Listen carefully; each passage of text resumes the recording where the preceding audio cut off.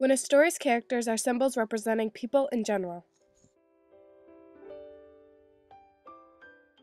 The repetition of beginning consonant sounds in neighboring words. An implied or direct reference in literature to someone or something famous outside of the book.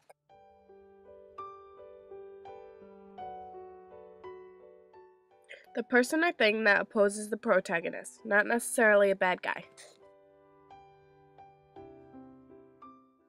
A non-essential clause, set off by commas, that describes the subject of the sentence in greater detail. The contrasting of ideas in the same or neighboring sentences. The repetition of vowel sounds followed by a different consonant. The point at which the protagonist reaches a turning point or realization. The final repetition of consonant sounds. The last two lines of a Shakespearean or English sonnet.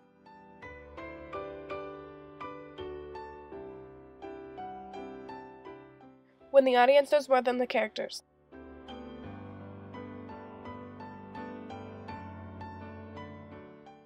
A character that is changed by his or her experience.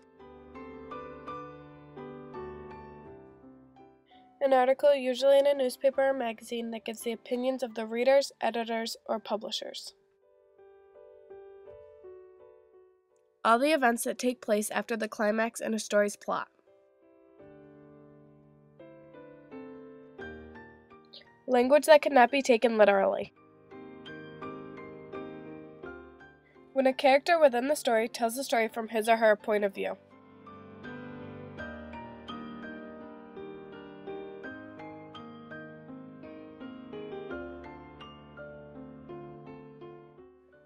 A scene in a story or a play that interrupts the present action and goes back in time.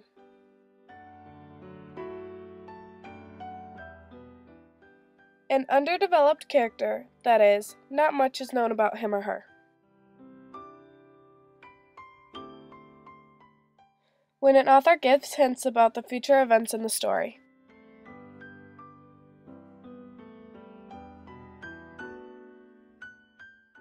The use of exaggeration for effect or emphasis.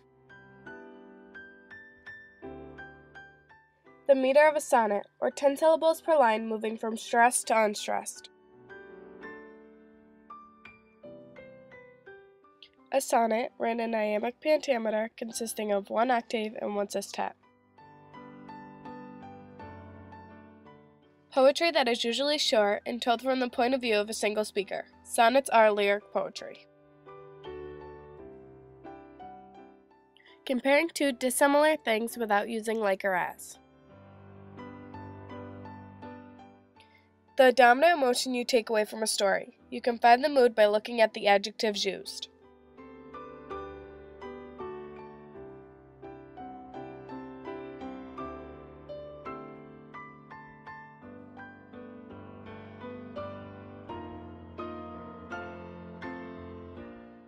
A reoccurring, repeating, color, shape, or object that helps develop a text's major theme.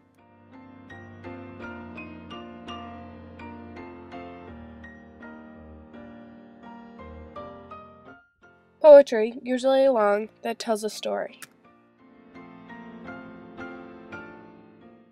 8 lines of poetry that make up the first part of an Italian or Petrarchan sonnet.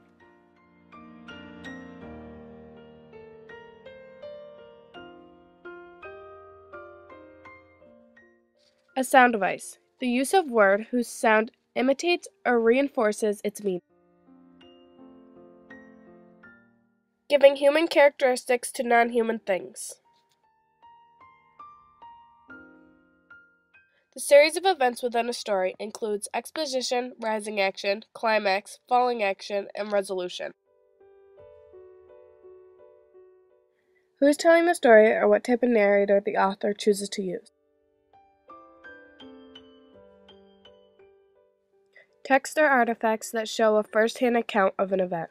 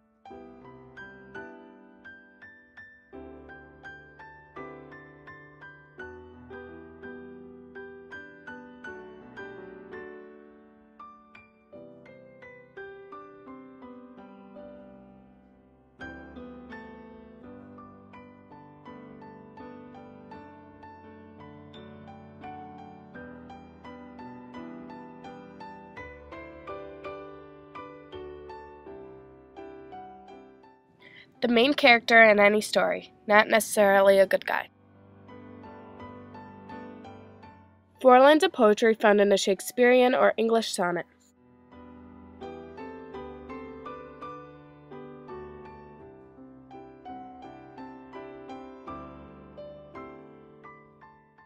The pattern of rhyme found within a poem. Located between the exposition and climax within the story's plot, it is where the suspense builds. A well-developed character, a character the reader knows great detail about. A story written to make fun of some human vice or weakness.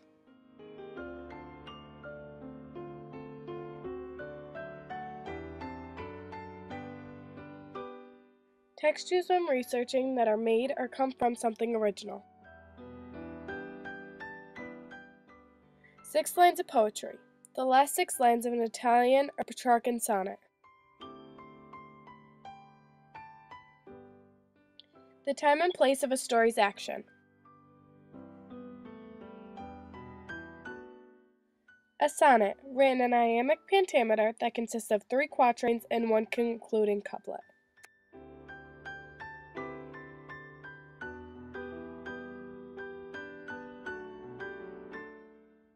A comparison using like or as. When the opposite of what is expected to happen does happen.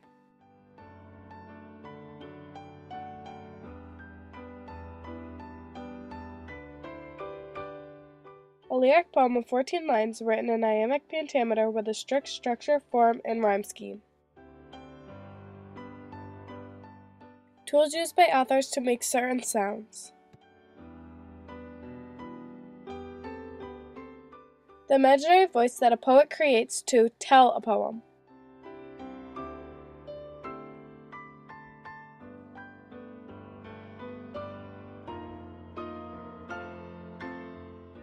A character who stays the same throughout the course of a story. He or she would make the same decisions, take the same actions, if he or she could live over again. When an object or person represents something else. The lesson you learn after reading a book or story. The theme must be more than one word. When a source outside the story knows only what is seen or heard.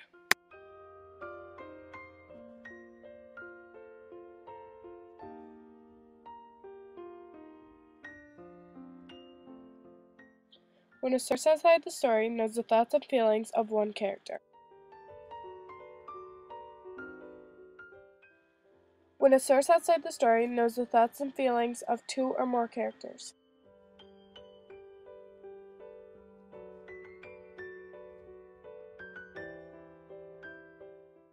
The attitude of the author towards his or her work. Tone can be identified by looking at the author's choice of words.